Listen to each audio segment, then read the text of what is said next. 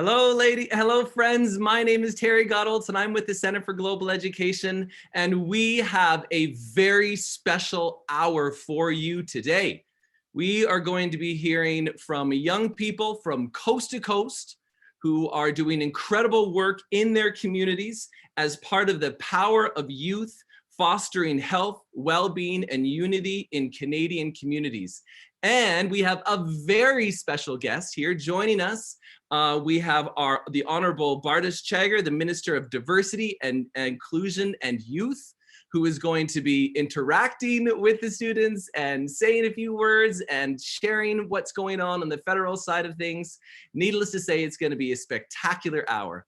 There's a couple of things we want to draw your attention to. First off, we want to say a special thank you to our friends at Zoom and Logitech who've sponsored this event, who have reached out to youth across the country who are going to be joining us and sharing some of their amazing technology that's bridging all of us Canadians together. There's also an opportunity for you to win some technology for both yourself and for your school.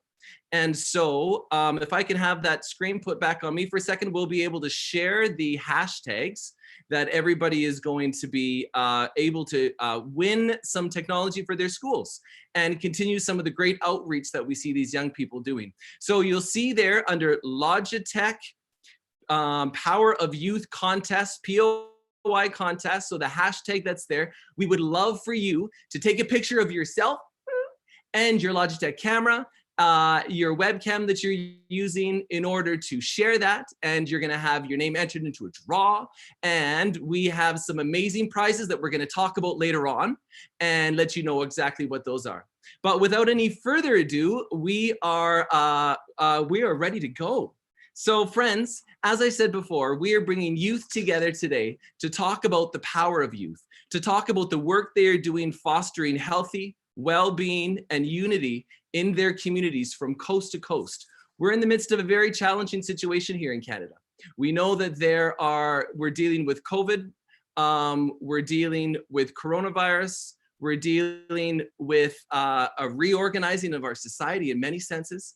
And in the midst of that, we are here to talk about some of the amazing work that young people are doing in order to bring hope and to bring vision, and to share how they are making their places, their communities, sometimes their homes, sometimes their larger towns, and even their provinces a better place to be. So friends, in the sense that we're coming together from coast to coast, this actually, although we're using technology, we're linking in each of these places where we live a history and a tradition of getting together and sharing ideas and working towards better communities. That hasn't just been going on since the advent of this technology. It hasn't even been going on since the advent of our provinces or even the country. We are linking this dialogue to a history of sharing in the places where we're at that have been going on for thousands of years. So in that spirit, I would like to acknowledge the fact that I'm actually joining you from Treaty 6 land, and that this is the traditional meeting grounds and gathering place and traveling route for the Cree, the Saulteaux, the Dene, the Blackfoot, the Métis, and the Nakota Sioux. And we acknowledge the many First Nations, Métis, and Inuit who have had this land and shared on this land and come together on this land and inspired each other on this land. And we too are continuing that tradition and doing exactly that here. So before we hear from some of these amazing youth, I would like to pass it very quickly over to our Minister of Youth, who is sharing the hour with us. Not only the Minister of Youth, but Honorable Bardish Chagger is the Minister of Diversity and Inclusion and Youth, and is bringing a history of mobilizing communities herself around the great work that's going on. And Minister, how are you joining us all the way over in Ontario?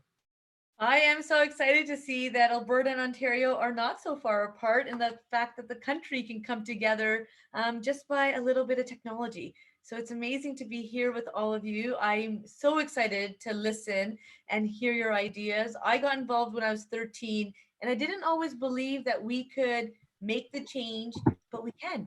And sometimes all it does is take persistence.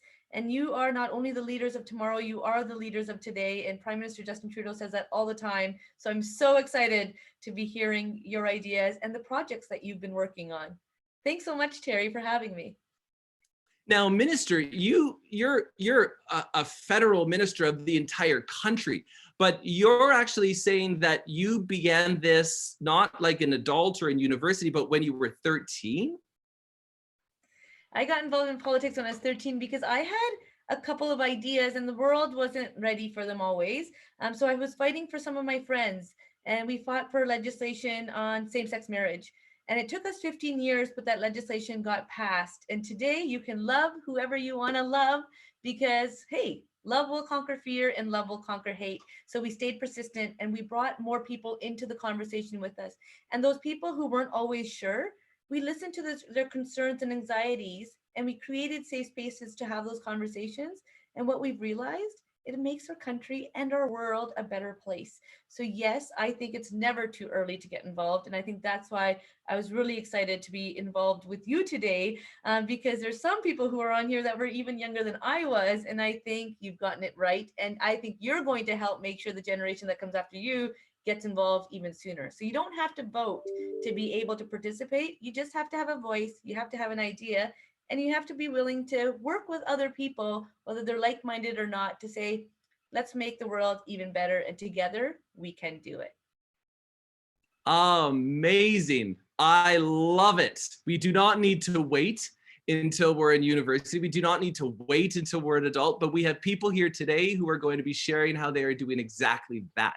So let's say a quick hello to our friends all the way across the country. We literally have youth here from coast to coast. So let's start with our friends over in Nova Scotia. Hello, Nova Scotia. Hi from Nova Scotia. Oh, I love that shirt. Look at that, Nova Scotia strong. Woo! Well done, Cameron. Thank you very much for joining us. No problem. Let's go across now to our friends in Ontario. Hello, Ontario. Hello from Ontario. Welcome. Great to have you here, Ontario. So there we have two people from Ontario, a minister and Aliyah, who's joining us from Ontario. Aliyah, where are you from in Ontario? I'm from Brampton. Brampton, Ontario. Brilliant. Okay, well, welcome, Aliyah. It's great to have you here. We're going to skip across now to our friends in Winnipeg. Hello, Winnipeg.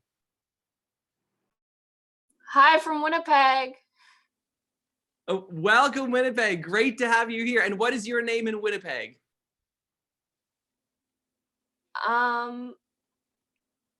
We're Now there's a team of you though, right? Oh yeah.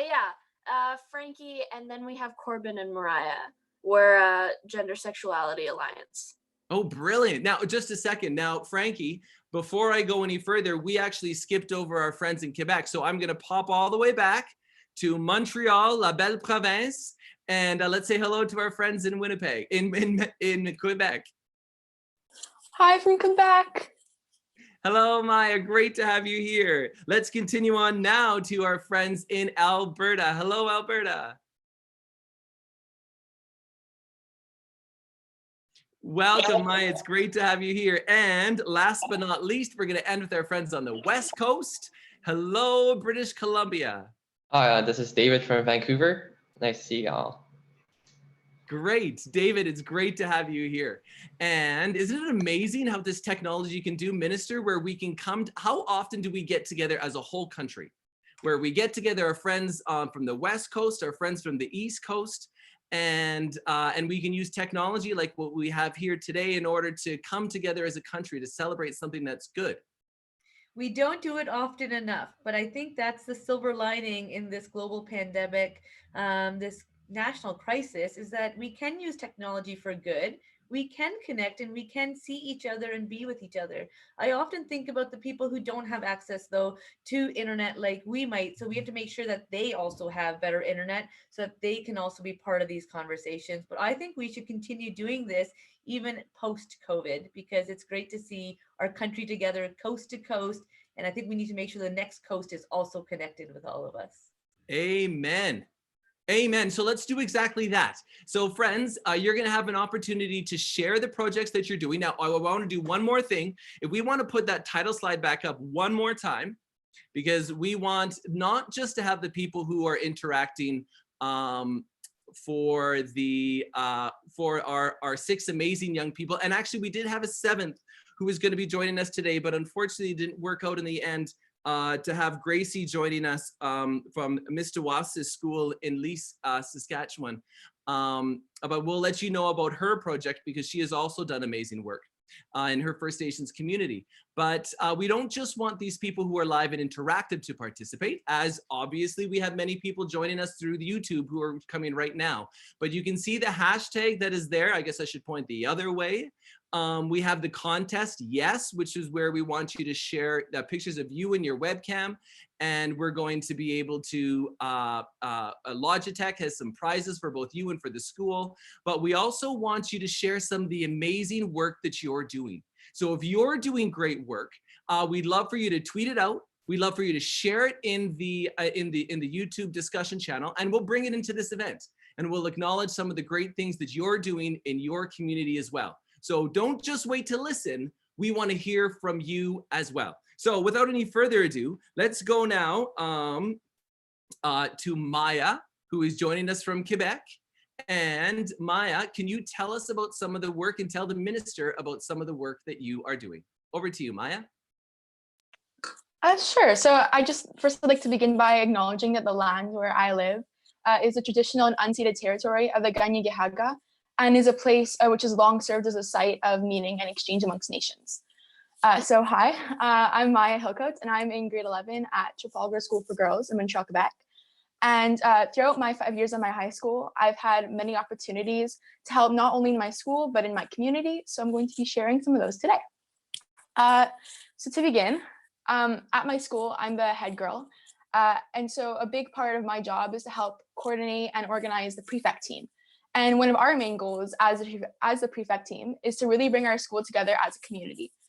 So I don't know if the slide's up, but there's a picture there of a bunch of us in our house colors. So we've got houses at my school, and we really try and bring our houses together as families. So we've got big sister, little sister programs, our house moms, and we recently celebrated Mother's Day with our house moms online. That was really, really fun.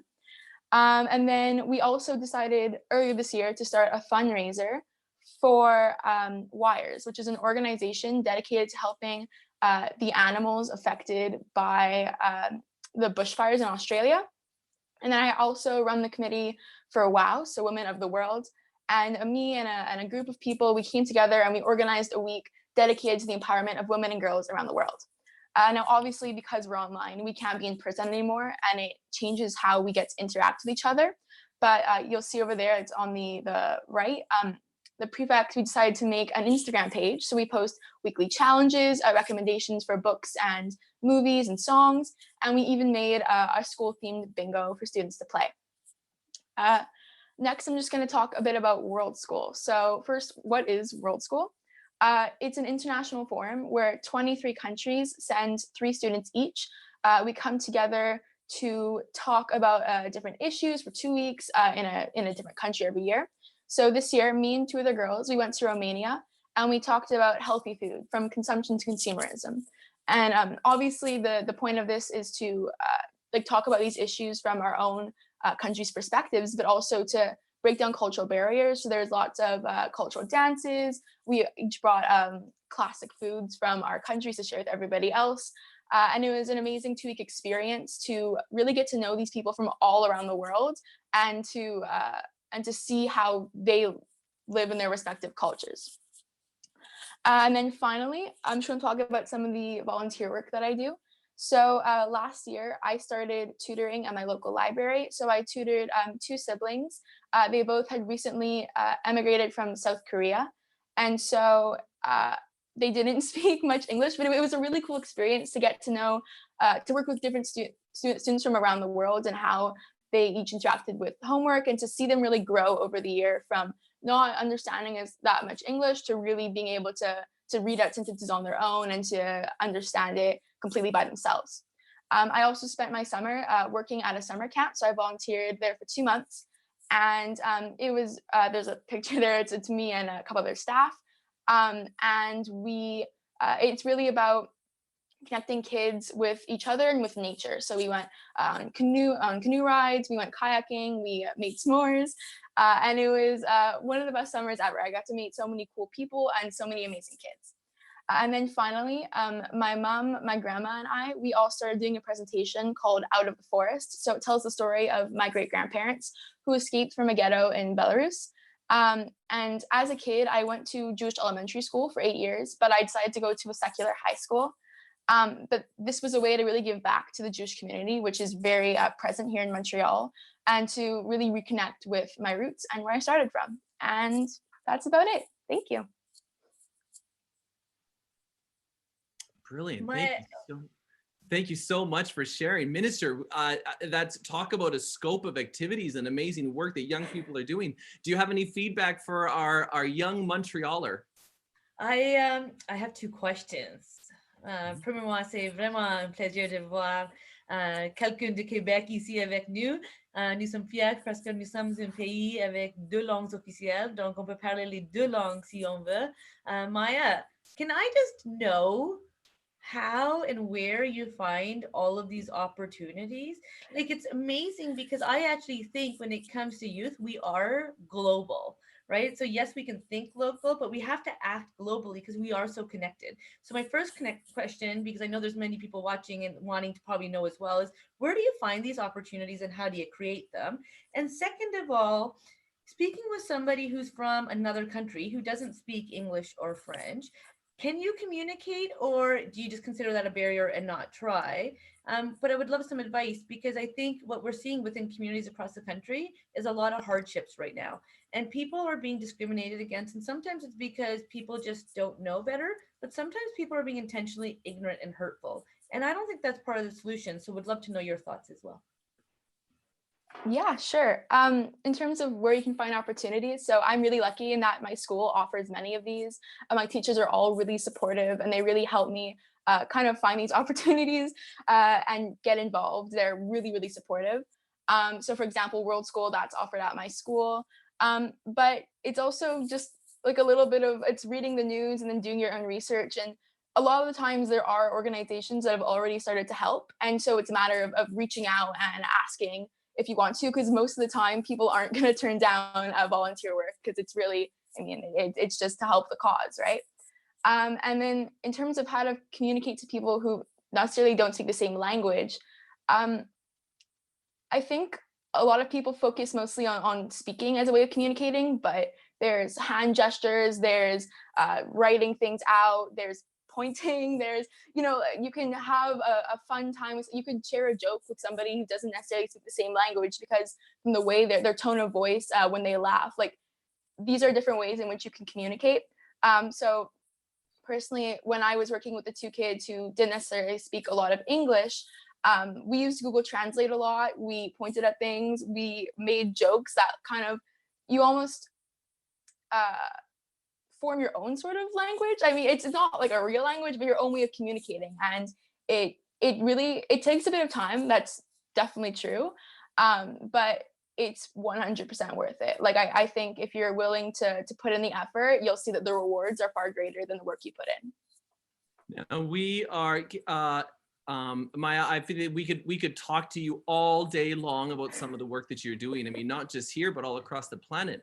Maya, I appreciate how you haven't even allowed COVID to tie you down, but in the midst of this, you are doing work. You shared your work that you're doing at the food bank and continuing to move that forward in your community. So great job. Thanks so much for sharing.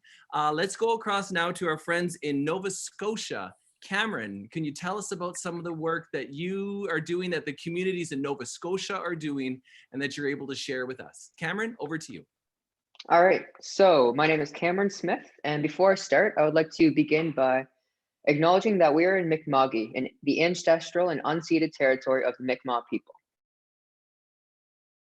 This territory is covered by the Treaties of Peace and Friendship, which Mi'kma'ki and Masalit people first signed in the British Crown in 1725. The treaty did not deal with surrender of land and resources, but in fact recognized that Mi'kmaq and Masalit title and established the rules for what was to be an ongoing relationship between nations. I'm Cameron Smith. I'm from Kentville, Nova Scotia, and I'm in grade 11. I attend Northeast Kings Education Center in a small town called Canning. Here in our province, there are a number of initiatives being done by our youth to stay connected during this pandemic and to provide support for one another. One fundraiser by a local teacher named Lloyd Bootlear, who also runs a small screen printing business, began to sell clothing with the phrase "Stay the Blazes Home," where all proceeds went to our local food banks during this pandemic. The phrase "Stay the Blazes Home" is a quote from our premier, Stephen McNeil, encouraging everyone to stay home during this time. This statement was in response to a noticeable public gatherings on beaches and other locations where social distancing was being enforced. The phrase became viral through social media, and the youth was integral in spreading this message through various online platforms. To date, the clothing fundraiser has collected over $7,000 for our local food banks.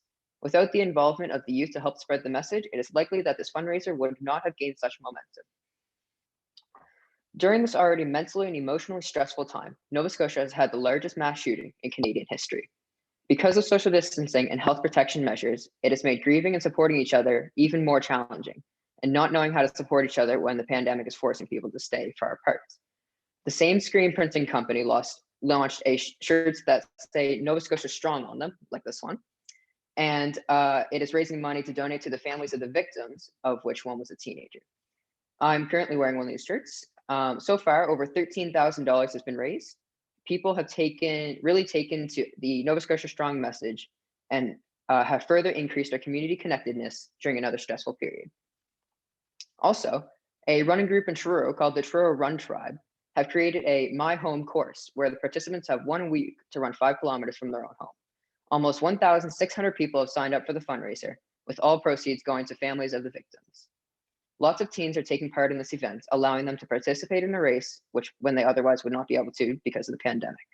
Lastly, a Facebook group called Ultimate Online Nova Scotia Kitchen Party COVID Edition has been created, and this helps to connect people through music when we can't be together in concert shows or other more personable ways.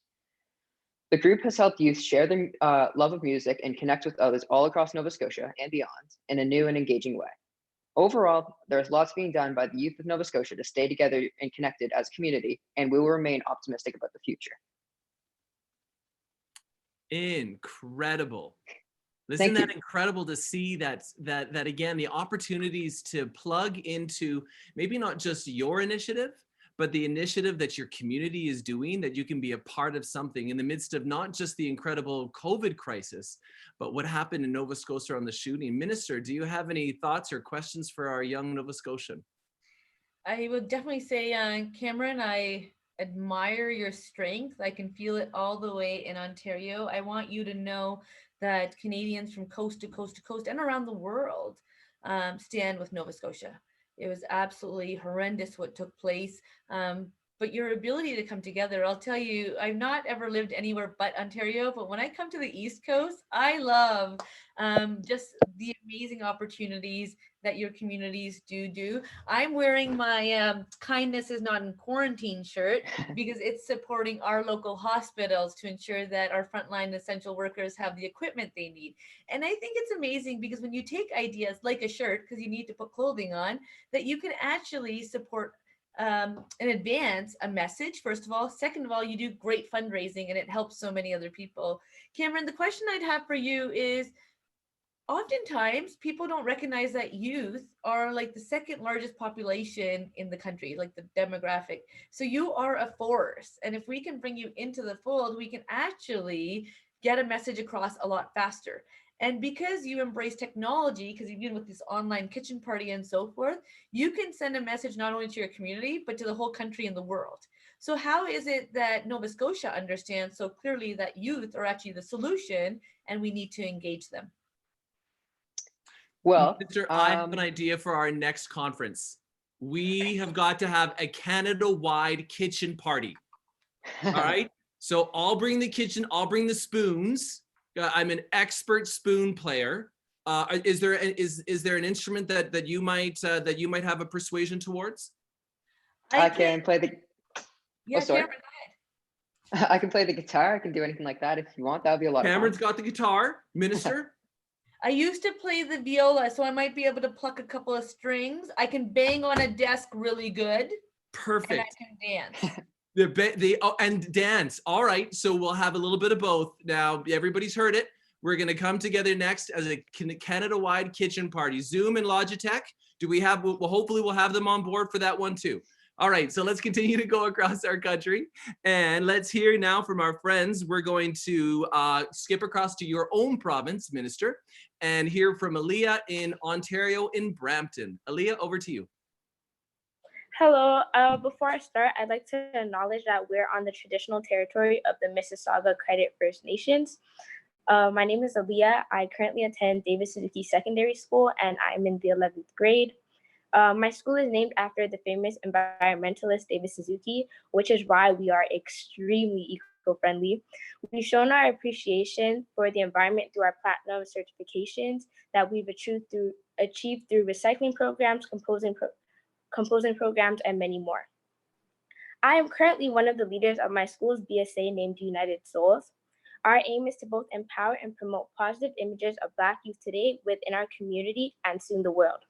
We run workshops within our school, universities such as York and University of Toronto, and our community. Our job is to help Black students love and empower themselves so that they can evoke positive change in the society. We enrich teacher development by sharing ideas on how to validate, acknowledge, and better support the Black student and other students of color. We also teach other schools about the importance of having a BSA, as well as how to start their own. Right before Corona put our entire lives on hold, we were running a workshop promoting self-love, self-empowerment, and self-advocacy within the Black student. I feel like one thing we do not discuss enough about this quarantine is the mental health of those who are currently going through this tough time. I know people personally that are having severe mental breakdowns and even those contemplating suicide. As people of color, reaching out for support and discussing our hardships is and continues to be an uphill battle. Us as people need to love and feel love to create a nurture and a solid foundation for ourselves in order to maintain a continued peace of mind. Isolation can create feelings of neglect and struggles with identity, which is something that many people of color may relate to, living day to day in a society that continues to depict them in false masks and skewed perspectives intended to devalue one's worth. Especially with the shootings of Ahmaud Arbery, Breonna Taylor, and DeAndre Campbell, who are innocent Black men and women killed for no apparent reason, resulting in no apparent justice either, all during this quarantine time. As a young Black woman, I know I'm not alone when I say I do not feel accounted for. This is the importance of my group, United Souls, to not only push and enforce love within the Black community, but to aid the Black community to love others despite the adversity we continue to face. My teacher, Ms. James, said to me, once you plant a seed, one must nurture the soil and the elements, then and only then, with all the assist in its care, see and reap the benefits of that tree. Myths of weakness and desperation of my people is a false narrative that has been perpetuated for too long. I am not weak, I am not lazy, and I am not desperate. This facade has deteriorated Black self-worth for many. My mission is to continue to rewrite my story with strength, courage, and love, like my ancestors before me. Love is a universal language. It is sexless, raceless, religiousess, or in simpler words, blind. Love does not divide us. This is why United Souls continues to act through love, because it is understood and affects all human beings for the better. I believe that this quarantine has become a blessing in disguise. Instead of us stressing about the things we have no control over, let's show love and embrace our newfound freedom to be us. We should take this time within to heal and improve ourselves, whatever else may be going on in our lives. Thank you so much for listening, and I hope my words have inspired your growth in any type of way. Oh my goodness gracious. You have sent shivers down my back, and I am so moved by the work that you're doing and you continue to do as you empower your community. My goodness, Aliyah, what an amazing woman. Minister, do you have feedback for this leader in her community now and this country? I'm speechless. I will just say, Aliyah, I wish I had the confidence in my shell that you allude and share today. I'm so impressed and proud of you that you're not just talking about what's taken place before you, but you're speaking to those that come after you. The future looks so bright. Thank you. Thank you. Amen. Amen. This is so powerful, from kitchen parties to mental health, from the work that we're doing in food banks. There is such a wide spectrum of young people doing amazing work. So let's continue to do that as we hop into our prairie provinces and hear from Maya, who is joining us in Edmonton. Maya, over to you. You can say hi. Hey, Oh, actually, Mary, my apologies. Yeah. Sorry, Mary. Go ahead, Mary. You have to unmute yourself, honey. oh, well, before I start, I would just like to acknowledge this beautiful land I'm so fortunate to call my home here in Treaty 6 territory. And I'm thankful for those who have walked here before me. Now, my name's Mary. I go to Christ the King School here in Edmonton, and I am so excited to be here today. I thought I'd tell you guys a little bit about myself and what I do. So for my entire life, I've been passionate about science and technology, and I've done everything from dissecting animals to building robots. I even built my own skateboard and websites. But I really want to help others show interest in STEM fields because technology is such an important part of our modern world. And instead of creating technology for personal profit, we can work together to help improve the environment and quality of life for others. Now, in my school division, Edmonton Catholic Schools, I had the opportunity to give the keynote speech to students and teachers at this year's Women in Technology Day. This event is meant to encourage women of all ages to try a wide range of technology, as well as to give them some positive role models to look up to. Technology is such an important aspect of our society, and I believe that we can use it to improve our environment. This year, we spoke about technology for climate action. It's exciting to me to bring together the natural and technological world. Our opening project was to teach the students to make and code their own automated irrigation system. But my main interest is incorporating technology into urban farming and food stability. We need to take care of the environment while we can, and it's important to do our parts. We can improve our environment and help our community by considering microfarming in our own yards. With a compost bin, garden, bees, and even chickens, I want to reduce my carbon footprint by eating local, 10 feet outside my door. My irrigation system was also put to good use in my greenhouse. But my favorite part of my backyard has always been my bees. I even made a virtual reality look inside my beehive to show others how to care for honeybees and what they're like. Now, my bees have been the focus of many of my projects, including Be Kind. After we harvested our honey, me and my family realized we had well over 100 jars, and we're never going to eat all that. So me and my family traded people fresh jars of honey for canned goods. We ended up with around 500 cans of food and donated them all to our local food bank. It's projects like Be Kind that really capture what I've been trying to do with science, technology, and the environment. We raised awareness for the fact that honeybees are endangered and we need to take care of them. We helped our local charity, and we helped the environment too.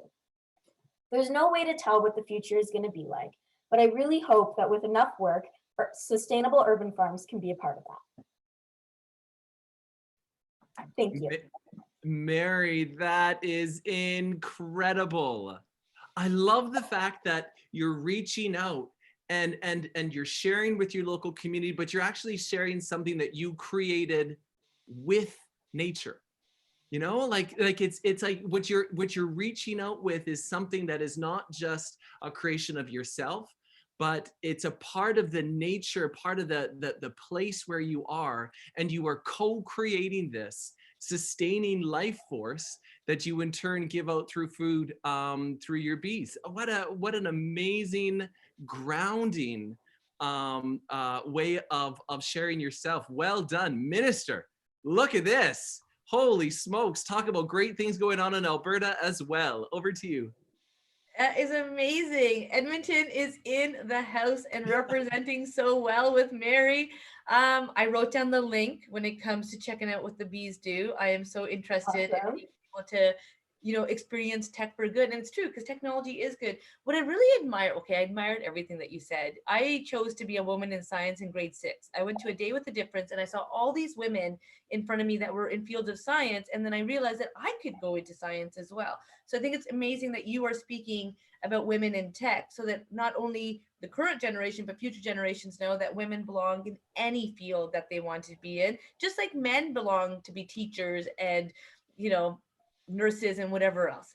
Everyone can be happy. I like your concept of social profits. So up until now, I think we've always been talking about like the bottom line, but the bottom line also is about social benefits. So if you can actually use a business or an organization to create some better social outcomes, that is actually really good for the bottom line. So I love the fact that you're recognizing that it's not just about money, it's about all the different aspects that come together. And you are such an important part of the ecosystem, and come from Alberta. Alberta loves the environment. And I think it's great that you're demonstrating that you are part of the solution. Some of the best clean green solutions that were part of my campaign, like I had sporks that were made out of wood so that they could decompose. I had cups that did not have the plastic lining on them so that they would decompose. When I ordered them online and I saw the packaging, guess where they came from? Your beautiful province of Alberta. So thank you for all you do. Keep up the great work. And I can't wait to see you where you go to. Thank you so much. And isn't that exactly it, Minister, where we need, if we don't have these conversations, how would we know? How, unless we have an opportunity to come together as a country, how would we know the amazing work that is going on from coast to coast? We don't have to just get it from other people, but our young people are a rising force in and of themselves, and we need to celebrate you and get that word out. And as you said earlier, this is where that technology can bridge us and bring us together to do exactly that. And also these leaders actually having the courage to say the great stuff that they're doing. Like, so we often wait for somebody else to give us accolades or somebody else to tell us how great we are. We know we're great. We know the good things that we're doing. So why not be able to look at yourself in the mirror or come online or give yourself a shout out? Because I think we have to also know that when we're doing good things, the best way to let others know is by actually sharing it yourself. There's that game telephone. When people actually pass a message along, sometimes part of your message is lost. So if you just share your message from the beginning, you'll make sure it's exactly the message that you intended, and it will encourage other people to speak up and say about the great things that they're doing. And then hopefully we can even work together and have even greater, better outcomes. All right, well, friends, we are going to post the Twitter handle one more time, because exactly like Minister Chagger just said, we want you to share the amazing work that you're doing. All right, so we know we have other people besides these six young people across this country doing incredible work. We want to talk about you. We want to celebrate you. We want your communities, your provinces, your country. We want the world to know that the Canadian youth are not sitting back waiting for the adults to tell them what to do, but they are taking their future in their hands, and they are creating the present and the future that they would like to see. So grab those Twitter handles, grab those hashtags. We want to hear from you. All right, so we're going to hear one more time. We're going to hop across now to British Columbia. Then we're going to go back to our friends in Winnipeg. I am going to ask our team that's monitoring the live stream, the YouTube stream, if you have any sharing that's going on there, we would love to hear from you, because after we go to British Columbia, we're going to share some of the great work that's going online. And so we want to call you out. So while BC is sharing, while we're going to go across to David, we want all of our friends online through the hashtags and through the YouTube channel to share some of the things you're doing so that we can talk about you as well. Without any further ado, David, we'll pass it over to you in British Columbia. Go ahead, David. So hi, my name's David, and before I begin, I would like to acknowledge that I'm on the traditional and ceded territories of the Squamish, Tsleil-Waututh, and Musqueam Nations. And again, my name's David Yim, and I'm currently attending Sentinel Secondary School from West Vancouver, and I'm a grade 11 student from there. Today I'm going to share my experience as a member of the National Youth Dialogue on biodiversity.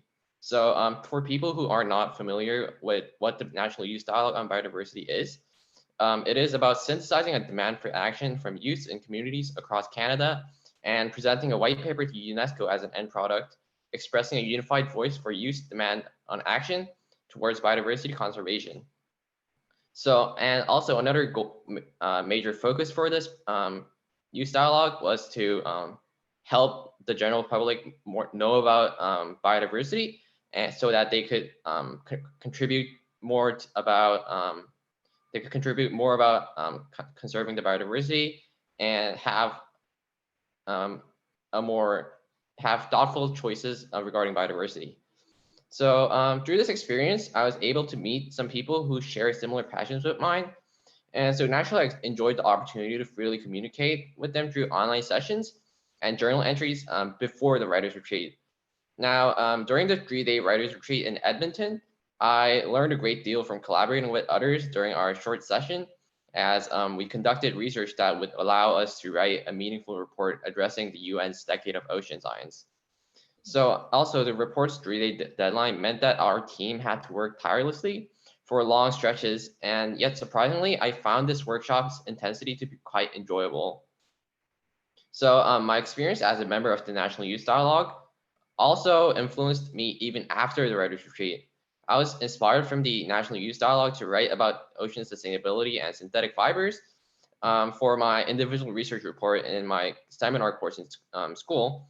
And also to discover more about sustainability, I took an extra step and decided to take a course from edX, an online learning platform, about sustainable development and how it would influence us in the future. So for me, being a member of the National Youth Dialogue on biodiversity acted kind of like a trigger for me to start pursuing all these new activities. And yeah, that was my experience as a member of the National Youth Dialogue, and thanks for listening. Brilliant, great work. You know what, David, you reminded me that there is always a place for young people to come up and start something new and to really advocate on behalf of something they're personally really passionate about. But there's also a place for finding allies, you know, finding organizations like OceanWise and finding like edX and finding those other groups that are out there doing great work and aligning yourself to them, and not necessarily starting something new, but working alongside them to bring forward things that we're passionate about. Thank you so much for sharing. Minister, do you have any comments or questions for David out in Vancouver? I was just going to say that I liked, David, when you said that you guys were all working tirelessly and that it was enjoyable. So for me, politics is actually my hobby. I never thought I would be elected, let alone at the cabinet table. But here I am. And yes, we work 24/7, and right now we're working harder than ever. But when you really love what you do, that there's just this desire to want to keep working and even like working harder. So sometimes you feel like you've worked the hardest possible, but something just happens where you can do a little bit more and give a little bit more. And I love the fact that you were like, so you worked so hard and then you decided to take an online course. Well done. Yeah, that's exactly it. Working so hard, and then I decided to add something else to my plate. And so, and I can see that as a part of that, you were actually part of a community too, right? A community of young, you talked about a national dialogue. So there were obviously people across the country that you were connecting with, and really the importance of having those communities. As many of you are doing great work, we have to remember that we're not alone. You know, just like we're coming together as a country now, we need to remember that we're not alone and that we need to find those communities for us to link up to, whether they're virtual communities, our families, or whatever way we can do. We need to stay plugged in and stay connected to people.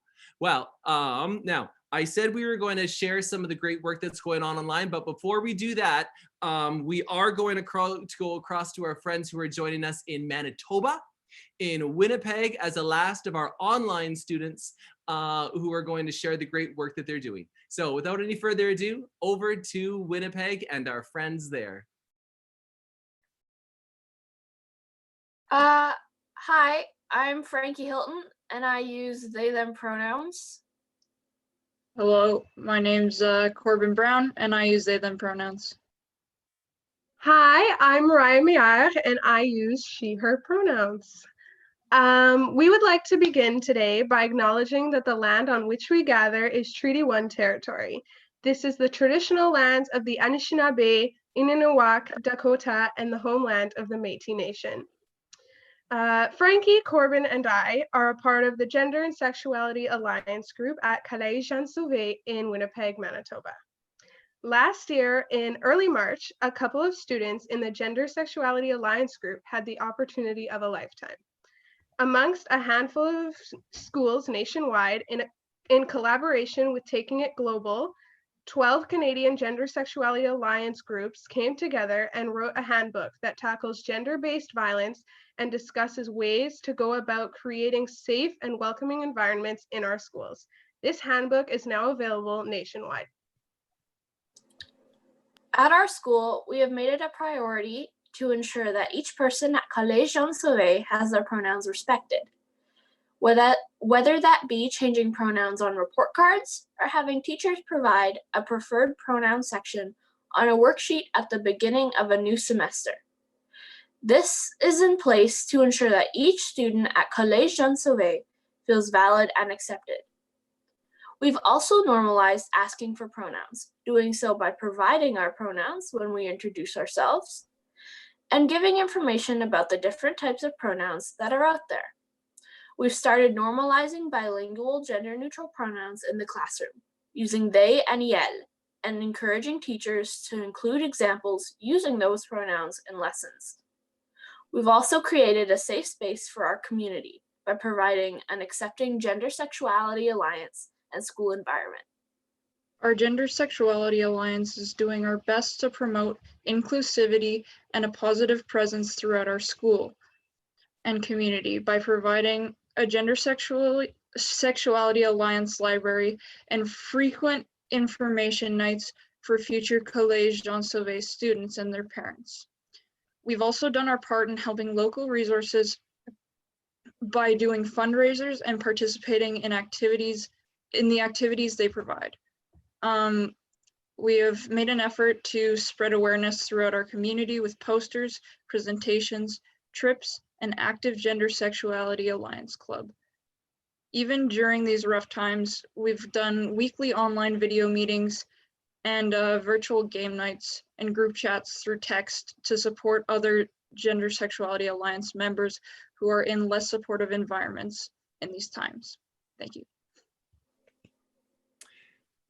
Minister, I have a short testimony to add to this because I had the privilege of being a part of this last project that the students were talking about, the document they produced for the federal government. And as I was talking, I would often say, ladies and gentlemen, and it was these students at this school who were like, yeah, no, Terry, there's more than just ladies and gentlemen who are here.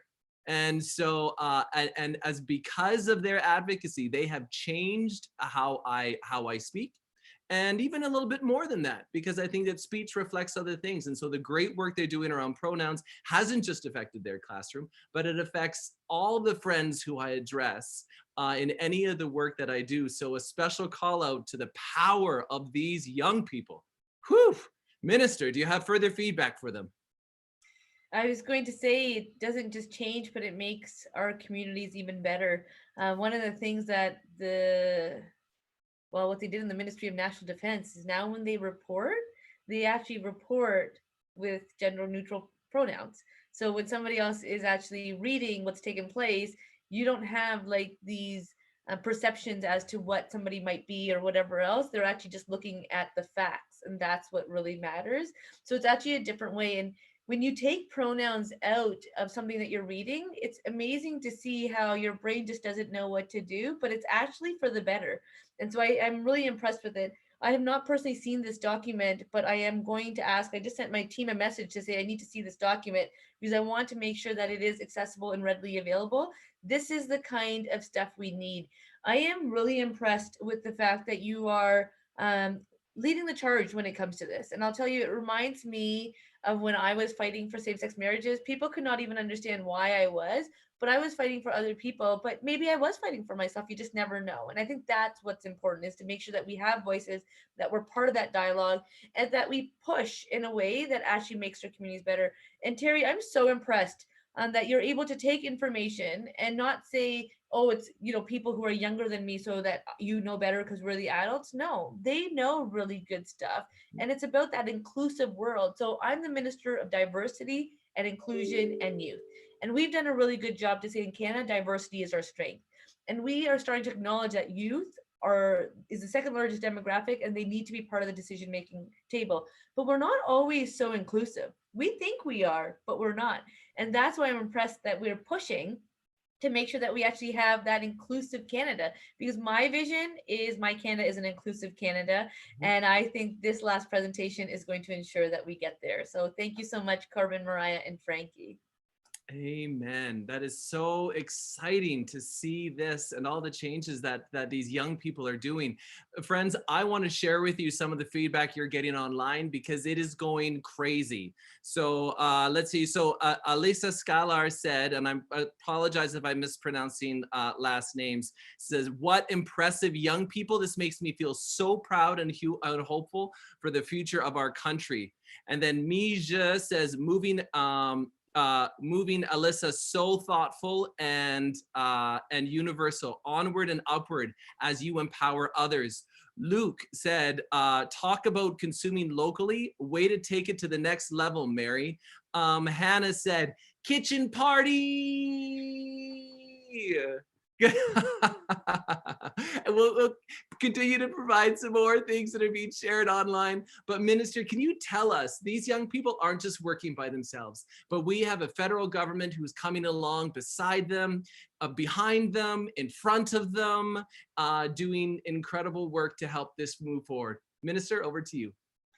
Thank you so much, Terry. I just want to also start by acknowledging that I'm in Waterloo, which is on the traditional territory of the neutral Anishinaabe and Haudenosaunee peoples.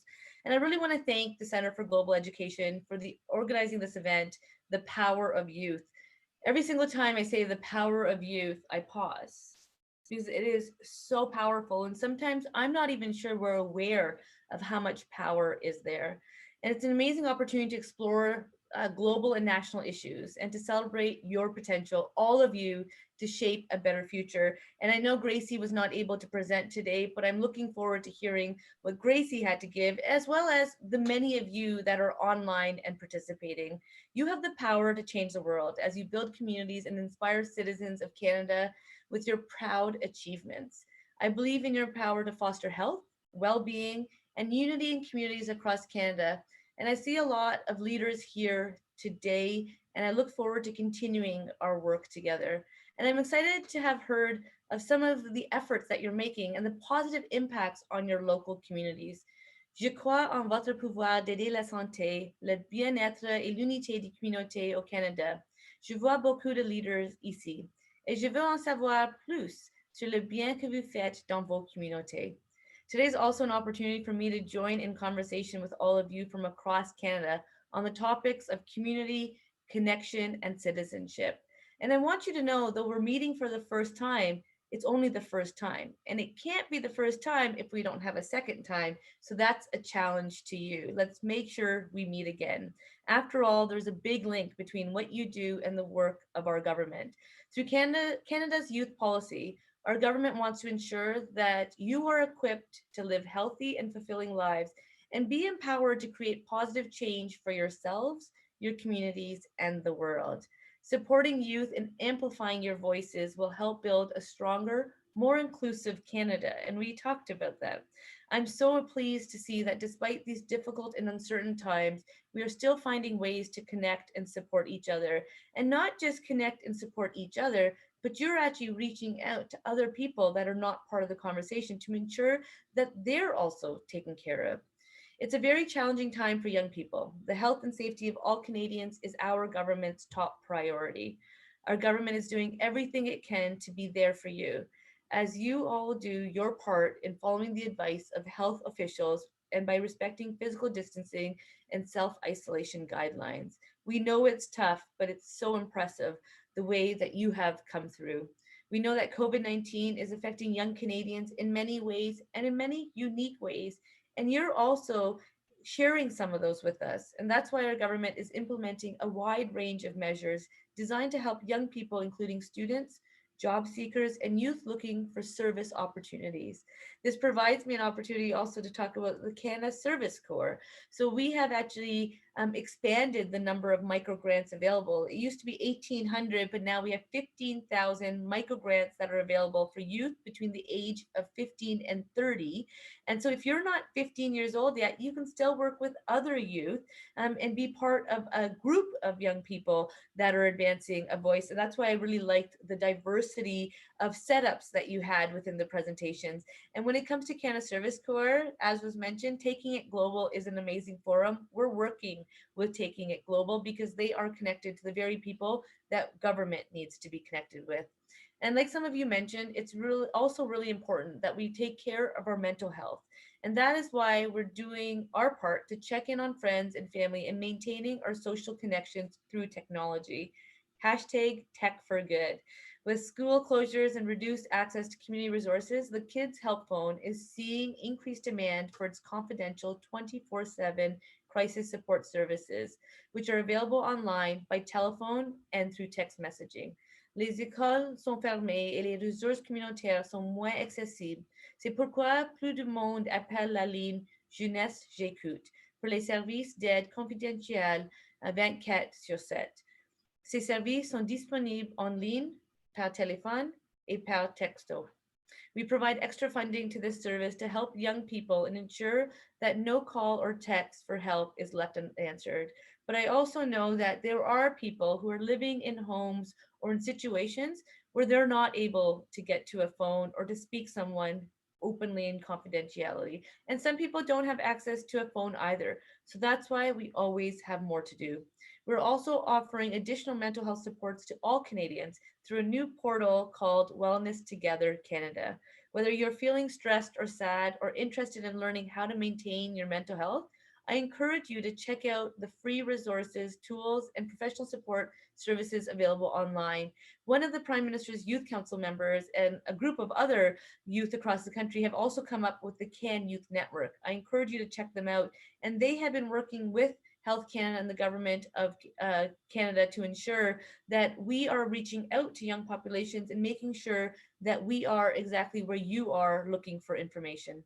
COVID-19 is affecting different communities in different ways, especially affecting the most vulnerable and marginalized populations in Canada. I often say that COVID does not discriminate. It impacts everyone, but it does disproportionately impact the most vulnerable, and we need to remain mindful of that. Indigenous youth already face substantial health and economic challenges of their own, putting them at higher risk. And the pandemic is also taking a big toll on the physical and mental health of LGBTQ2 youth in Canada.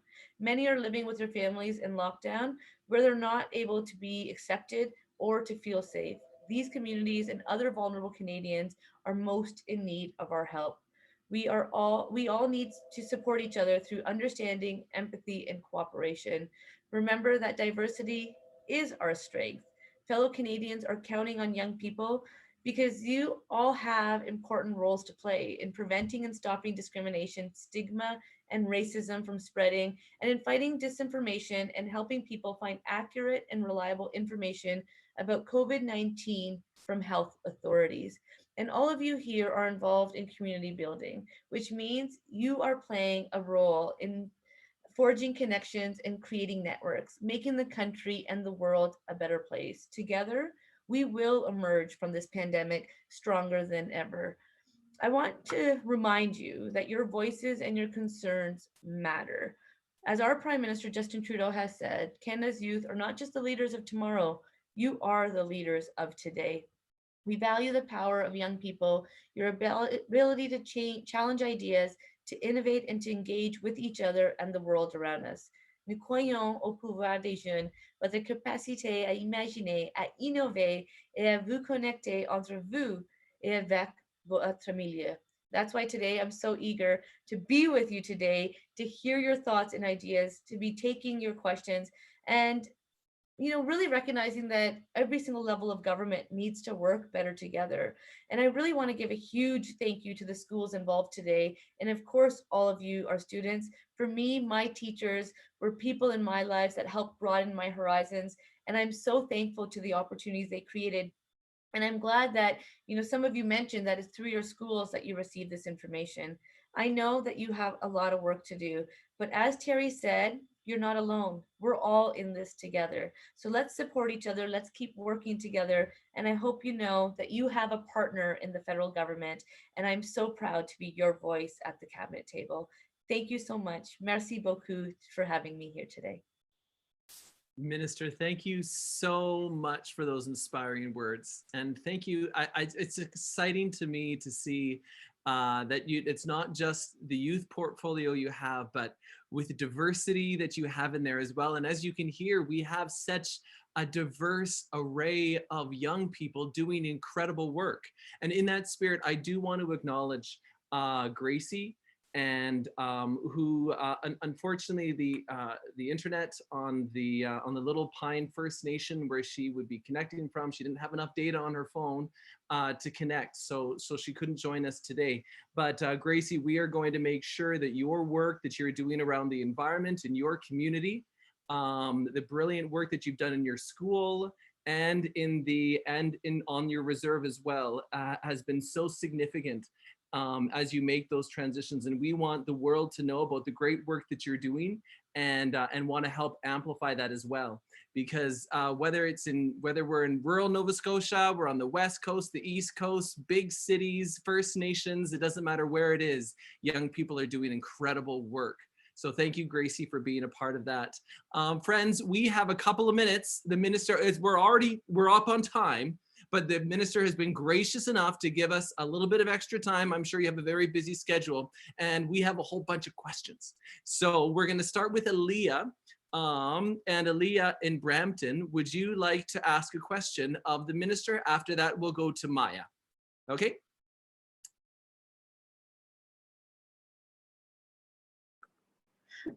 So where I live is definitely one of the most diverse places in Canada, but despite that, my school board is still under investigation for being racist. Many people of color face the same or even worse treatment than those of us in Peel. They just don't have a large enough voice to get justice. As the Director of Diversity and Inclusion for Youth, what action do you plan to take to ensure all students of color are being treated equitable and matters of well-being are being addressed after this pandemic subsides? Aliyah, excellent question. Thank you so much. So I'll tell you, this is exactly why we do have a full Minister of Diversity and Inclusion and Youth at the cabinet table. It's important that we've done a good job when it comes to gender, and we have a lot more work to do, but we also need to make sure that GBA plus is applied to every single decision we make. The work you're talking about is going to be intergovernmental. So it's going to take the federal government working with provincial governments, regional, as well as municipal. And I want you to know that I am up to the challenge to do that. I was on another youth call and someone made a recommendation that I, as the Minister of Diversity and Inclusion and Youth, should meet with all of the provincial and territorial ministers of education. And I'm going to actually take that as feedback. And that's why it's so important that we talk to each other. I also want to say that I traveled to Nova Scotia and I got to learn about African Nova Scotians. And I got to meet people, Black people, people of color that have been in Nova Scotia for 8, 9, 10 generations. I'm the child of immigrants, so I'm second generation Canadian. My parents immigrated here, and I had never met someone who had been, had a bloodline that long in Canada that wasn't Indigenous. So I think it's really important, just like some of the comments that were made, that when it comes to our history with Indigenous peoples, we need to ensure that we're working with Indigenous peoples to teach that history so that's real history.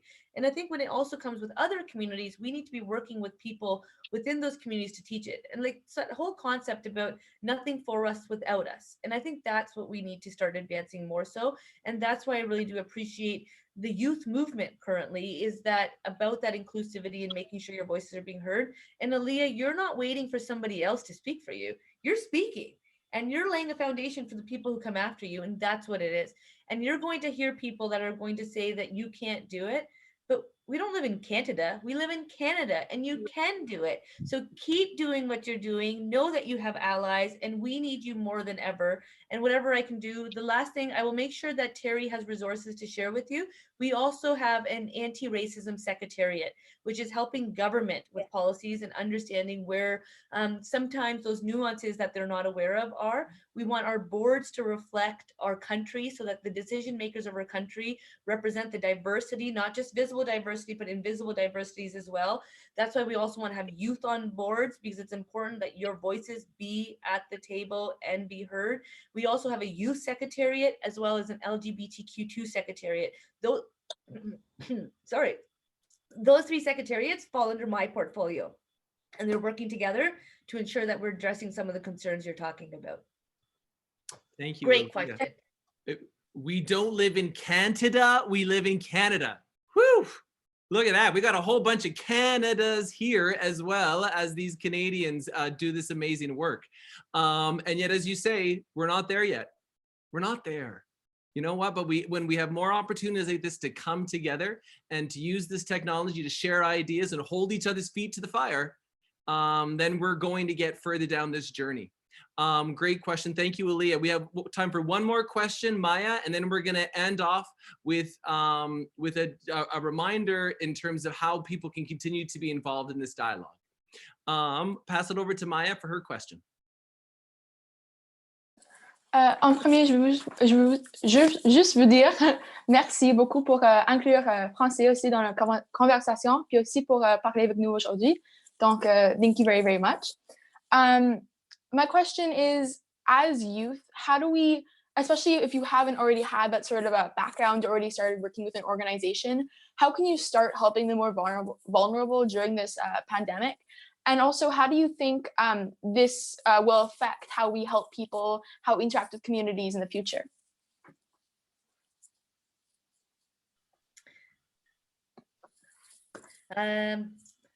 Depuis la première année, mon père a dit que dans notre famille, on doit parler en français. Donc, on était parti d'une école d'immersion. Mais pour moi, l'anglais était ma deuxième langue et le français était ma troisième langue.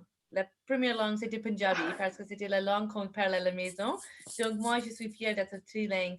Nous sommes un pays divers et on doit utiliser les langues si on peut.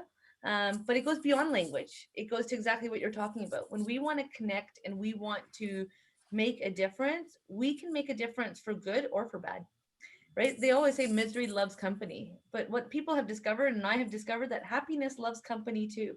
And so we actually recognize what we've done and then share what we need to do, I think more people will come with us. I believe that oftentimes we don't always come from families that know how to get involved, especially when you are the children of immigrants, but that's why our schools are so important.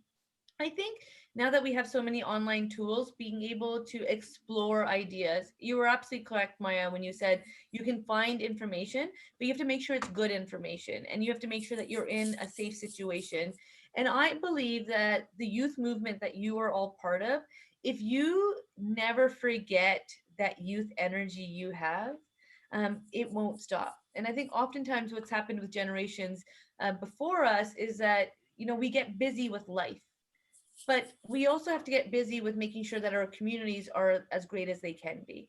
And that's why I chose to run for office. I chose to run because the Waterloo region has given me and my family so much. I wanted to give back to this community to ensure that we continued pushing for more.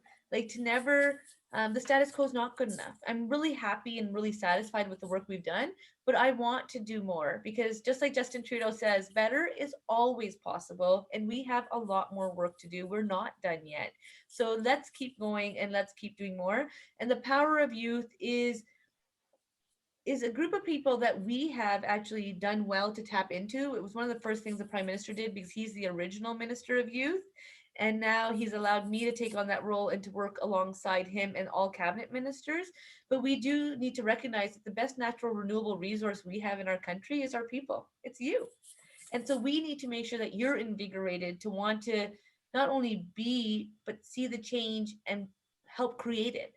And I think if we all work together, whether we agree or not, can we find consensus and find a way to move forward? And then can we get to where we really are trying to go? I actually think You are laying a foundation that will not be undone. The movement that you are part of is way stronger than the one that I was part of. I'd like to believe that we played a little role, but you've taken it to a whole new level. And with this whole coronavirus, COVID-19, you were the first people to jump on calls and bring your grandparents onto them. You stayed home so that your grandparents and other people's grandparents wouldn't get sick. You actually paid that sacrifice to say, I don't have to be outside, I can be inside, but I can stay connected. And I think that's why it's so important that we remember Gracie, because there's people across our country that don't have access to the internet. There are people across our country that don't have access to a consistent or a phone line. So how do we make sure that they're connected as well? And those people are the most vulnerable. And we need to make sure when we look at our tables and the decision makers that are there, that we keep looking at who's not there, bringing them into the conversation. And then you will ensure that the work that you're doing lasts for generations to come. You are all a force to be reckoned with. You are tremendous in what you do. I cannot wait for us to continue working together. I can totally understand why the Prime Minister wanted to be the Minister of Youth and had such a hard time giving it up. I will be sharing with him the ideas that you have shared. I've written them down, so I'm going to make sure that we are utilizing them and that we continue working together because we are all in it together. Keep well, keep safe. We're all in it together. Keep well, keep safe, friends. What an inspiring hour we have had together. Thank you so very much for the amazing work that you were doing. As Monique just said online, these youth are out trailblazers, are our trailblazers of today. Amazing. Before we sign off, I want to say a huge thank you to the facilitators of today's event, to our friends at Logitech, and who provide for families, for schools, for businesses, the technology that that individuals and companies can use to make connections and to make them smoothly. Zoom, whose platform we are using right here and on today. I should say Logitech, whose camera we're also using right here and up today in order to make to make this happen. I do want to we talked a little bit about the beginning about a competition, and that if you have some pictures of you connecting online as a top prize, I told you what we would have it for your school. We have a Logitech group, which is a unit that will allow an entire classroom to connect as well. And that will go to your school. And then Ultimate Ears Wonder Boom 2, which will be to the individual student. For the honorable mention, we have a Brio webcam for the school, and we have a keyboard and mouse for the students. As always, we want to say a huge thank you to our partners at Taking It Global, and the integration of all the work that we do together and the great work that they're doing, Canadians and young people all across the planet. Friends, thank you so much for sharing your day, an hour of your day with me. Minister, thank you so much for coming and listening and inspiring and taking these young people's words to heart. Needless to say, regardless of what challenges we face, when we have young people like you who are doing the incredible work that you are, we are in very good hands. Thank you, everybody. Have yourselves a great day. We'll talk to you all soon. Goodbye.